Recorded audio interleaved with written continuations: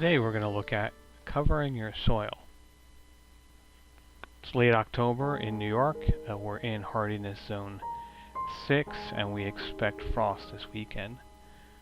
Most of the plants in the garden have died back. There's a few left that are still growing, but in the next week or two we expect them to die back as well. We haven't cut down any of the plants yet, and that's okay. Sometimes I don't get to them in the fall, so if you don't, you get to them in spring. That's okay, but the one thing we do want to do to save ourselves a lot of work, maybe double, triple the work for next year, is to really cover our soil with whatever we have. Now, it may be leaves, or grass, or cardboard, wood, compost, mulch, wood chips, or even tarps. So whatever you have available, you just really want to make sure that you cover all your soil to make sure that the weeds underneath and grass don't get any light. If you do that in the fall, you get a head start for the spring. You know, when the snow comes, it'll cover that, keep it nice and compact, and then when the spring comes, those weeds won't have a chance to sprout up. I mean, you do have to make sure that if you're putting mulch on, or leaves or other things, you have to make sure they're thick enough to block out enough of the light. You also have to be careful. If you have perennials, just mark where they are so that you don't completely block those out if you want them to come back. We don't want to put on a thin layer of mulch, especially over grass, because the grass will start coming through and then all your work is really for nothing. You might slow down the grass a little bit, but you don't want to be pulling up individual blades of grass. So if we are going to put down mulch over grass, we definitely want to put like a layer of cardboard first and then a very thick layer of mulch. I would say at least 3 to 4, even 5 or 6 inches the first year. That way you make sure that all the weeds are blocked completely from light. And then in subsequent years you can put on less. If you are using leaves, you can try chopping them up with a leaf blower or lawnmower first. This will help them break down quicker.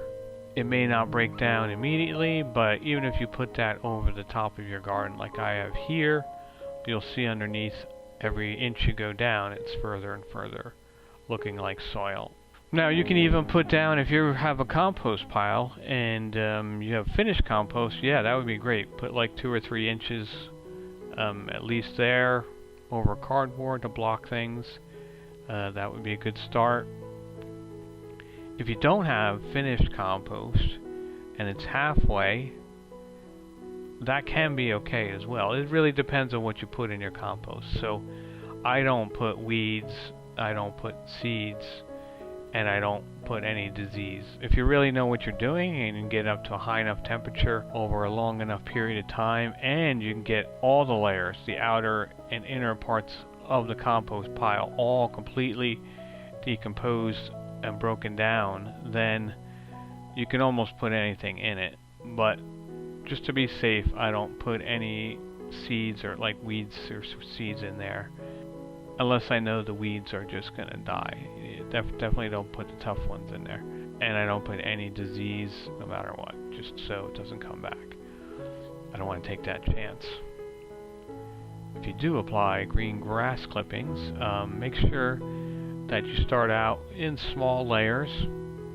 You might want to let it dry out a little bit and then put 2 or 3 inches at a time, separated by a brown layer of, wood chips, leaves, anything that's brown. You don't want to put on like a very thick 6 to 12 inch layer of grass because it will turn into mush. It'll be aerobic and then it could cause other issues. So just use it like a mulch, spread it on, and then just keep adding layers. You definitely want to block out the light. Another thing to note is if you do add wood chips or mulch that's based upon wood chips, only put them on the surface. If you mix them into the soil, it will have a different effect. Since they're not broken down yet, when they're in the soil, it will rob your soil of nitrogen, which we don't want to do.